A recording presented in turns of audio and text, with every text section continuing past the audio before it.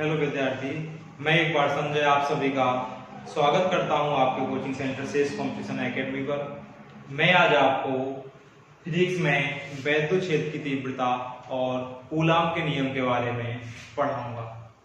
तो मैं आज आपको सबसे पहले आवेश के बारे में पढ़ाऊंगा कि आवेश होता क्या है, आवेश की उत्पत्ति कैसे हुई और आवेश कितने प्रकार का होता है।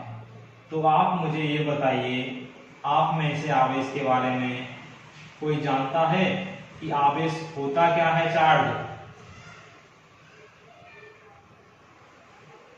बताइए। चलो देखिए, कोई बात नहीं। देखिए, आज से लगभग 2500 वर्षों पहले यूनान में एक थेल्स नाम के वैज्ञानिक हुए।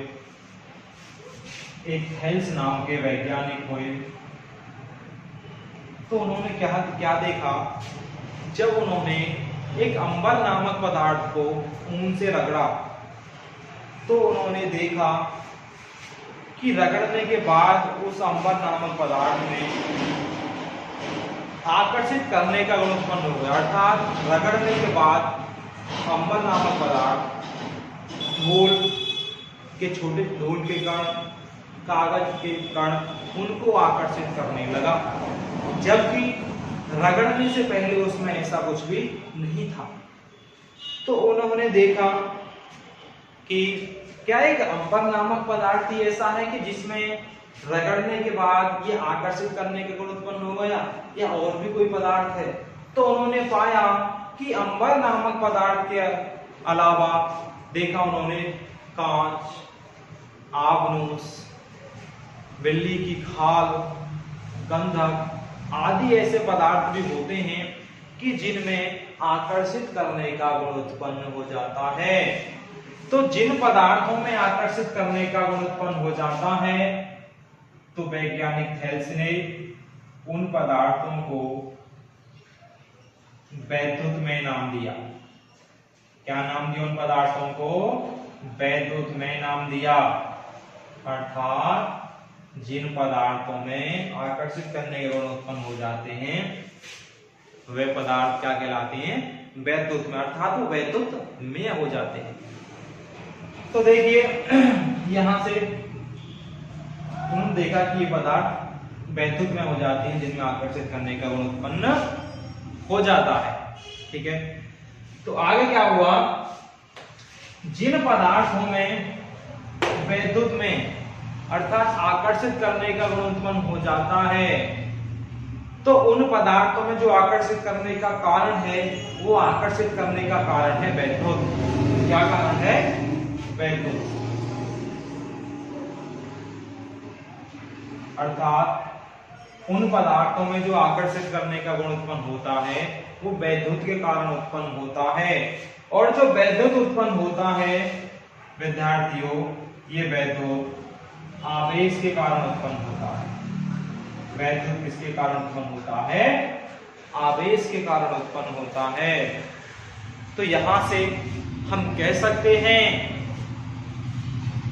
कि आवेश वह कारक है जो किसी पदार्थ में वैद्युत का गुण उत्पन्न करता है, वैद्युत का गुण उत्पन्न करता है, और वैद्युत वह कारण है जो किसी पदार्थ में आकर्षित करने का गुण उत्पन्न करती है, और वैद्युत वह कारण है जो किसी पदार्थ में आकर्षित करने का गुण उत्पन्न करती है। तो यहां से देखिए, आवेश की परिभाषा ये निकलती है कि आवेश वह कारक है जिससे किसी पदार्थ में वैद्युत का गुण उत्पन्न होता है, और वैद्युत का कारण हुआ जिससे उस पदार्थ में आकर्षित करने का गुण उत्पन्न हुआ, और वह पदार्थ क्या कहलाया? वैद्युत में कहलाया।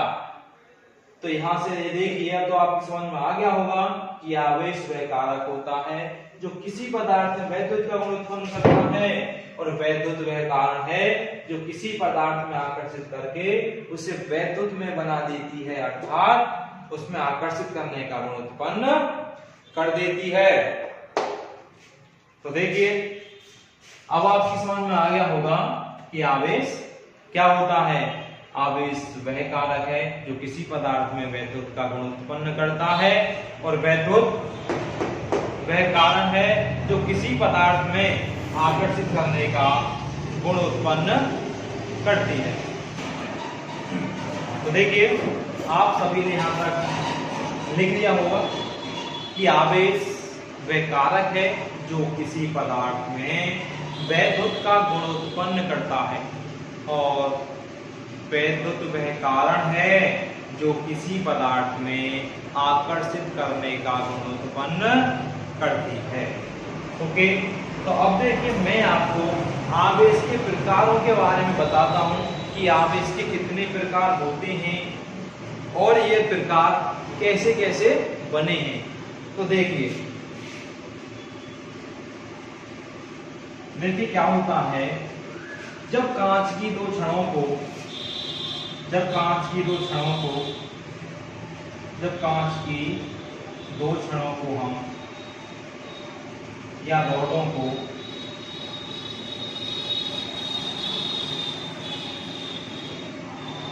रेशम से रगड़कर ये कांच की रॉड हैं, दो रॉड हैं, और हमने ये रेशम से रगड़ी और रेशम से रगड़कर दोनों एक दूसरे के पास इस प्रकार रख जाएं कि ये एक दूसरे के प्रभाव को महसूस कर सकें, या इन पे दोनों पर एक दूसरे का प्रभाव पड़ सके। जितनी पास हमने ये यहाँ पर लटकाए हैं, ये दोनों कांच की छड़ है और हमने ये रेशम से रगड़ी है। तो ये रेशम से रगड़ी है। तो देखिए होता क्या है, ये एक दूसरे को प्रतिकर्षित करेंगे। जब हम कांच की दो छड़ों को रेशम से रगड़कर उनको एक दूसरे के पास लटका दें, तो देखिए होता क्या है कि ये छड़ एक दूसरे से दूर हटने लगते हैं। तो यहाँ हम फिजिक्स की भाषा में दूर हटने को प्रतिकर्षण बोलते हैं, अर्थात ये प्रतिकर्षित होती है। क्या होती है? प्रतिकर्षित होती है। तो आगे वैज्ञानिकों ने देखिए क्या देखा कि उन्होंने ये देखा कि हो सकता है कि कांच की छड़ी एक दूसरे को लटकाने पर एक दूसरे से दूर हटती हो। तो उन्होंने फिर क्या किया, उन्होंने फिर आबनूस नामक पदार्थ की दो छड़ ली। तो जब उन्होंने आबनूस नामक पदार्थ की दो छड़ ली, भाई होता है कि कांच में ही ऐसा कोई गुण हो, कांच में कोई ऐसा गुण हो कि जिसको हमने रेशम से रगड़ा है कि और उसकी छड़ एक दूसरे को दूर हट रही हो। तो हम यहाँ पर इसका दूसरा प्रैक्टिकल करते हैं। तो हम आपके आबनूस की छड़ लेते हैं, आबनूस की छड़ लेते हैं और आबनूस की छड़ों को हम बिल्ली की खाल से रगड़कर लटका देते हैं। क्या होता है, आपके आबनूस की छड़ में और आबनूस की जो छड़ है ये बिल्ली की खाल से रगड़कर लटकाएंगे। इससे बिल्ली की खाल से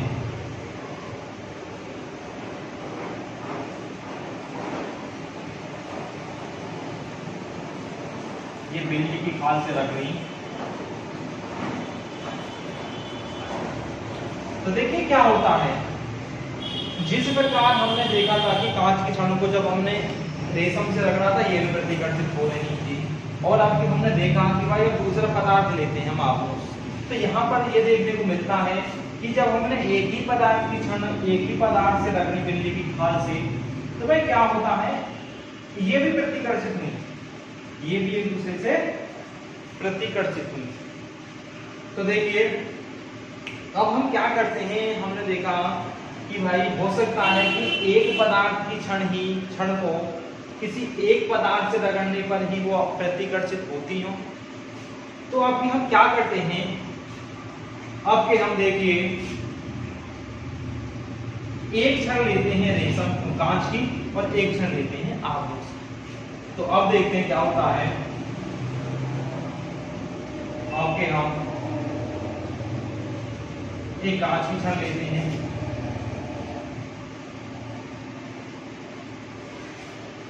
और दूसरी हम आभूष की क्षण लेते हैं।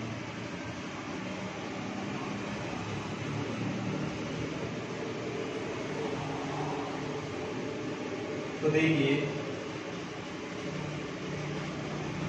लेकिन ध्यान रहे कि जब हमने कांच की छड़ ली है तो हमने कांच की छड़ रेशम से ही रगड़ी है, और जो आभूष की छड़ ली है ये हमने बिल्ली की खाल से रगड़ी। ओके, तो देखिए होता क्या है, यहाँ पर जो कांच की छड़ है, जो कांच की छड़ है वो आभूष की छड़ की ओर आकर्षित हुई, आभूष की छड़ की ओर आकर्षित हुई। तो भाई देखिए, जब पहले हमने एक ही पदार्थ की क्षणों को किसी एक ही पदार्थ से रगड़ के लटकाया पास पास, तो हमने देखा पाया कि वो एक दूसरे से दूर हो रही थी, अर्थात एक दूसरे से प्रतिकर्षित हो रही थी। लेकिन अब हमने देखा है कि जब एक क्षण हमने कांच की ली और एक क्षण आभूष की ली, कांच की क्षण को हमने रेशम से रगड़ा और आभूष की क्षण को हमने बिल्ली की खाल से रगड़ा, तो हमने पाया कि कांच की क्षण आभूष की क्षण की ओर आकर्षित हुई। तो यहाँ से हम कह सकते हैं कि यहाँ ये प्रतिकर्षित हुई है, यहाँ ये आकर्षित हुई है। तो हमें यहाँ से यह पता चलता है कि आवेश दो प्रकार का होता है। आवेश हम कह सकते हैं कि आवेश दो प्रकार का होता है, दो प्रकार का होता है। अब हम देखिए ये बात करते हैं कि वो दो प्रकार का आवेश होता कौन कौन सा है। भाई ये तो हमने बात मान ली कि आवेश दो प्रकार का होता है, लेकिन जो दोनों प्रकार हैं उनके नाम भी तो होंगे कोई। भाई दुनिया में कोई भी चीज ऐसी नहीं है जिसकी खोज हुई हो या जिसके बारे में व्यक्ति जानते हैं तो उसका कोई नाम ना हो, ठीक है। तो यहाँ पर हम अब ये भी तो देखते हैं कि वो जो आवेश हैं दोनों, उनका नाम क्या क्या है। देखिए उनका नाम क्या क्या है। तो सबसे पहले देखिए हमें यहाँ से ही पता चलेगा कि कांच की छड़ आभूष की छड़ की ओर आकर्षित हुई। आप सभी जानते हैं कि एक कोई भी वीक मतलब कमजोर चीज, कम पावरफुल चीज एक अधिक पावरफुल चीज की ओर आकर्षित हो सकती है। सपोज करिए दो व्यक्ति हैं, एक स्ट्रॉन्ग और एक वीक है, दोनों एक दूसरे से लड़ने लगे, तो होगा क्या, जो पावरफुल आदमी है वो कमजोर आदमी को अपनी ओर आकर्षित कर लेगा यदि खींचना चाहे तो इसी प्रकार हम कह सकते हैं यहाँ पर कि जब कांच की छड़ हमने रेशम से रगड़ी तो इसमें से कुछ इलेक्ट्रॉन रेशम में चले गए, कुछ इलेक्ट्रॉन रेशम में चले गए। जब कुछ इलेक्ट्रॉन रेशम में चले गए होंगे तो कांच की छड़ पर कैसा आवेश आ जाएगा, पॉजिटिव। क्यों? क्योंकि जानते हैं इलेक्ट्रॉन नेगेटिव होता है। उसी प्रकार जब आभूष की छड़ हमने बिल्ली की खाल से रगड़ी तो यहाँ से हमें पता चलता है कि पक्का जब आभूष की छड़ हमने रेशम से रगड़ी तो कुछ इलेक्ट्रॉन बिल्ली की खाल से आभूष की छड़ में आ गए होंगे। अरे तभी तो वह पावरफुल बनेगा। सपोज करिए दो ग्रुप है, एक में 10 व्यक्ति है और एक में 20 व्यक्ति है, तो कौन सा पावरफुल बनेगा, जिसमें 20 व्यक्ति। ठीक है भाई। तो यहाँ हमें यहाँ से पता चलता है कि एक आवेश पॉजिटिव होता है और एक आवेश नेगेटिव होता है। तो देखिए आवेश दो प्रकार के होते हैं, पहला धनावेश और दूसरा ऋणावेश, अर्थात पॉजिटिव चार्ज और नेगेटिव चार्ज। अब देखिए नोट करके एक पॉइंट लिखिए यहाँ पर। अब यहां से देखिए एक बात समझ में आती है भाई हमारी, क्या समझ में आती है? जब कांच की छड़ हमने रेशम से रगड़ी तो सीधी बात है कांच की छड़ रेशम से रगड़ने तो एक जैसा आवेश उत्पन्न हुआ होगा। उसी प्रकार जब हमने देखिए आबनूस की छड़ बिल्ली की खाल से रगड़ी तो इनमें भी एक जैसा ही आवेश उत्पन्न हुआ होगा, चाहे वो किसी में नेगेटिव हो चाहे वो किसी में पॉजिटिव हो। तो यहां से निष्कर्ष निकलता है कि समान आवेश एक दूसरे को क्या करते हैं? दूर हटाते हैं, अर्थात एक दूसरे को प्रतिकर्षित करते हैं, रिपल करते हैं। हम कह सकते हैं कि there is the repulsion property between same charge. तो यहां हम लिख सकते हैं कि समान आवेश एक दूसरे को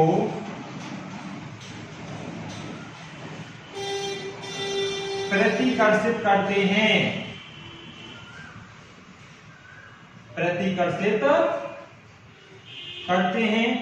जबकि अब देखिए यहां कांच में पॉजिटिव है और आप उसमें नेगेटिव है, तो इसमें क्या हुआ कि एक दूसरे की ओर आकर्षित होने लगे। तो यहां कहने का मतलब है कि असमान आवेश एक दूसरे की ओर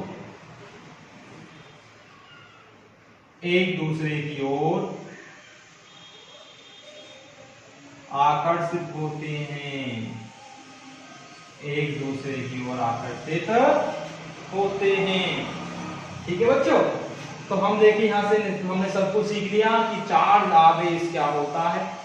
पहली बात, आवेश कहां से मिला, कैसे इसकी उत्पत्ति हुई, इसकी क्या परिभाषा है।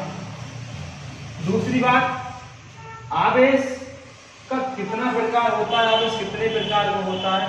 2 प्रकार का होता है। 2 प्रकार में कौन कौन सा? एक धनावेश और एक ऋणावेश। और इसके बाद आवेशों में जो आपस में गुण होता है कि एक जैसे आवेश, समान आवेश एक दूसरे को प्रतिकर्षित करते हैं और असमान आवेश एक दूसरे को आकर्षित करते हैं। धन्यवाद।